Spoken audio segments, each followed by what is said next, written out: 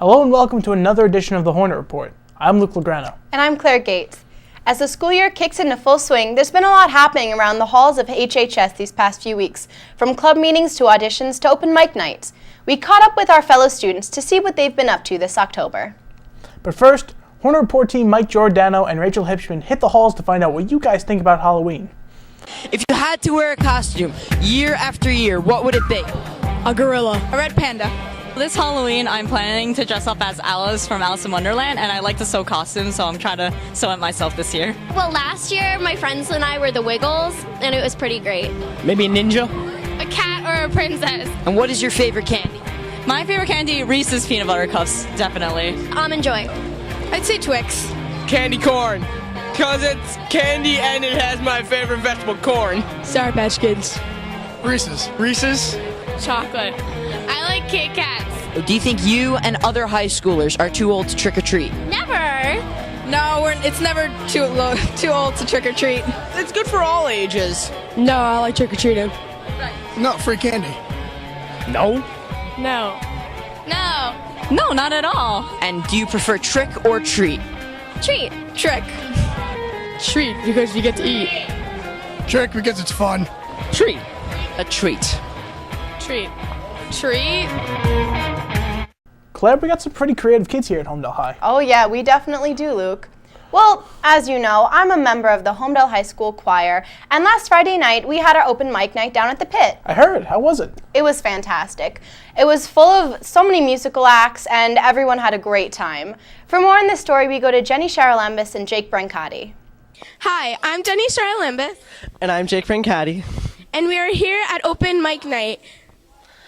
Today we saw some awesome performances by Claire Gates, Killing me softly with his song, killing me softly with his song, singing my whole life with his words, killing me softly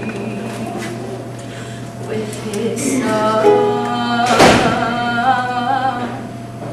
Bow, bow, bow.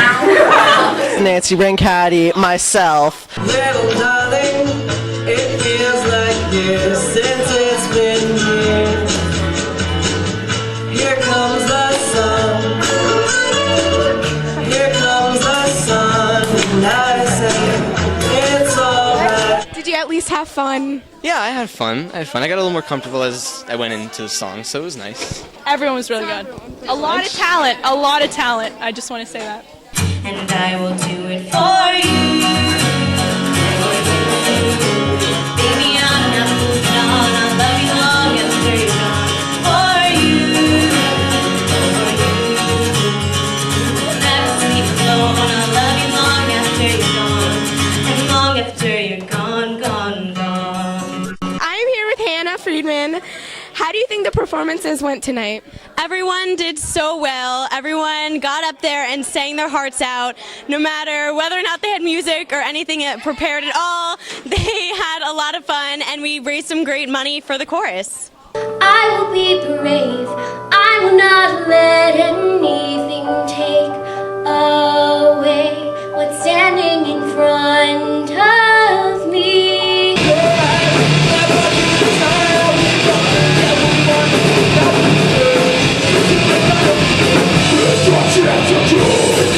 So Claire, how does it feel to be fabulous?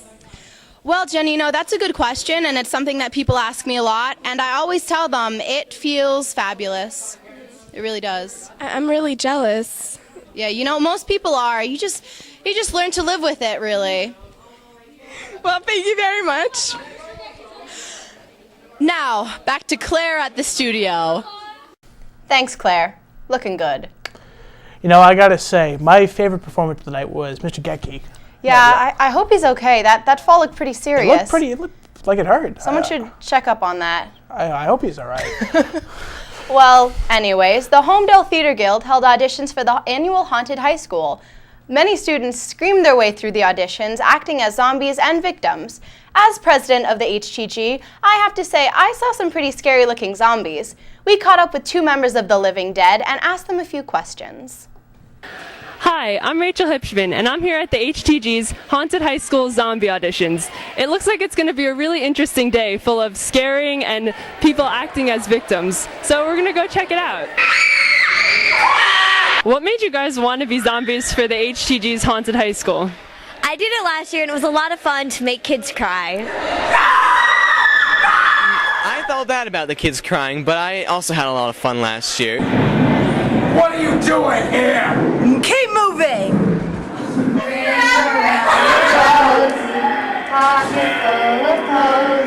It was just nice to be able to do something that crazy and have an excuse for it, you know?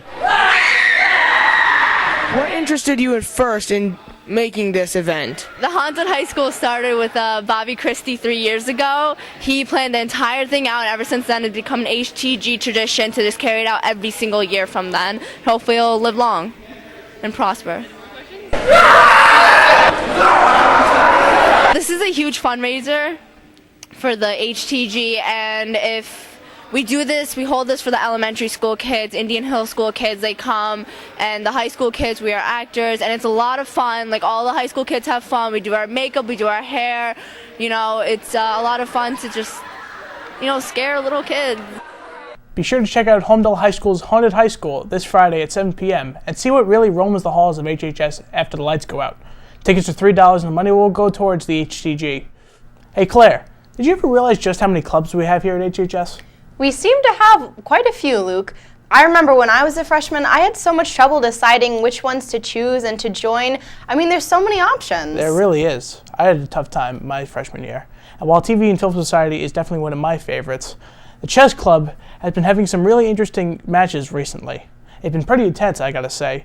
And Mr. Dean DeVellis' TV2 production class recently went out to check out the Chess Club. It's all part of our new segment we call Clubbing. What do you do for the chess team?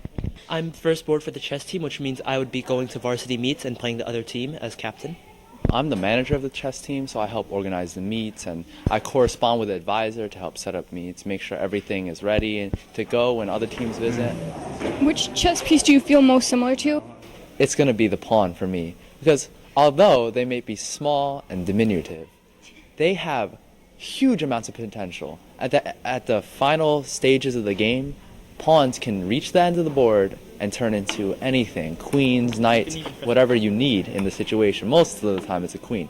Starting small but becoming a very big part of the game, it reflects me in my life, and I have potential, so.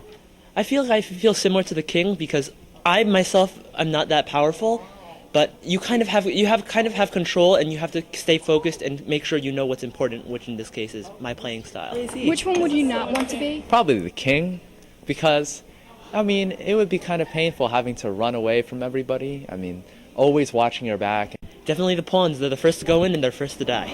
Are there any lessons you've taken from chess that you apply to everyday life? Yeah, I'd say that I do. I mean, chess is all about looking ahead and really planning out what you're trying to do. And I think that really helps me out when I'm making plans for my future. And not only that, but you can't factor in what your opponent will do, so you need to be able to plan for contingencies, and I think that's really helped me adapt and become more flexible as a person. A lesson you could take from chess is really, you have to make sure you know what works, and you have to make sure everything works together, because all your pieces have to work in perfect harmony, or else your opponent's going to get the better of you and win. And that's the same thing with your goals in life. If one part of the thing is not very good, you have to work to improve it. Want to give Homedale High School a look into your club and show the rest of the school what you do? See Mr. Dean DeVellis or any member of the Hornet Report team to find out how you can make this possible. You know, Claire, I really love being host of the Hornet Report. I just wish there was a way I could show it to my fellow classmates. No worries, Luke. The Homedale High School TV and Film Society will be selling t-shirts and sweatshirts to raise money for new equipment.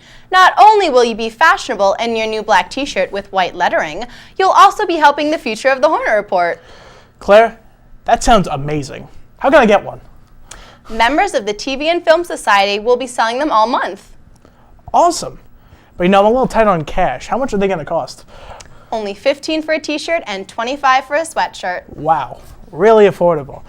I bet our audience would look great in these shirts. Could they buy them too? Well, of course they can. Please support the TV and Film Society and place your t-shirt or sweatshirt order.